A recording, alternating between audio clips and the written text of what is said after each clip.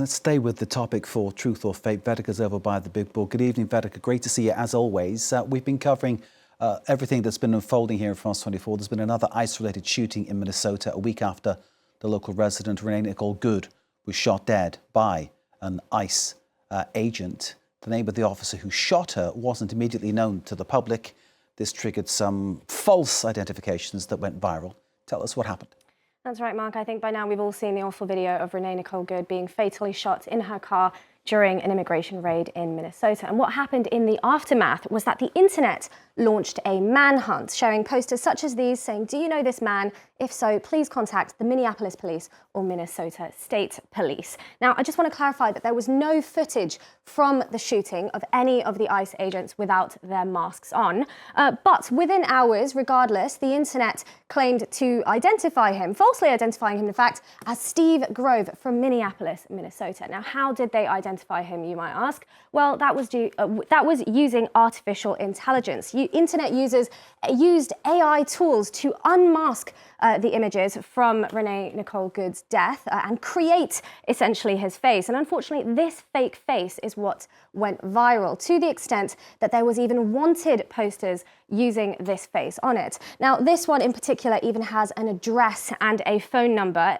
an address linked to Springfield, Missouri, which I have to mention is about 1,000 kilometers away from Minneapolis. So you can just imagine the amount of calls that this phone number must have gotten. Now, whilst federal officials refused to name the ICE agent responsible, saying that he had indeed followed his training. That was what they said. They did mention, though, that that officer had previously been injured last summer during an immigration raid, and court records with details that matched that same incident pointed to 37-year-old Jonathan Ross, a Minnesota resident who has over 10 years of experience working with ICE. But indeed, that is very much Jonathan Ross and not Steve Grove, which was very much a false identification using artificial intelligence. It sounds absolutely scary, Vedika. How did the social media sleuths manage to come up with this false identity in the first place?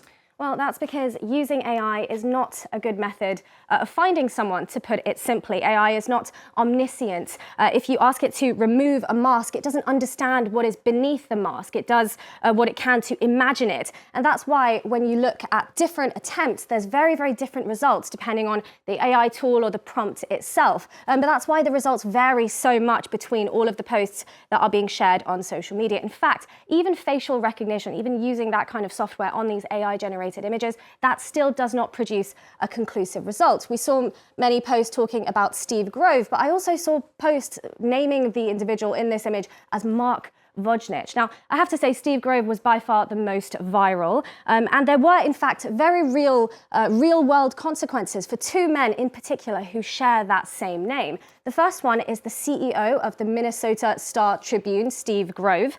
Now, that's a local newspaper in Minneapolis, and his publication was, in fact, in the throes of covering the ICE raids in the state when he began to see his own name spreading on social media. And initially, he thought this was just a coincidence, but as the vitriol, the hate, death threats, and phone calls began to mount, that's when he realized it was very much a disinformation campaign, to the point where he wrote an article on his personal Substack about what he was facing, denouncing the AI use and calling it online vigilantism. Now, you might remember the address that I shared in Missouri there, belonging to what they alleged was a gun shop. Well, that gun shop owner, 1,000 kilometers away, he was also caught in the fray. His name is Stephen Grove. He says he's never gone by Steve in his life. He also received throngs of hateful Facebook messages. He said his business was affected and a lot of harassment in general, to the extent that he too also had to put out a statement via his official business page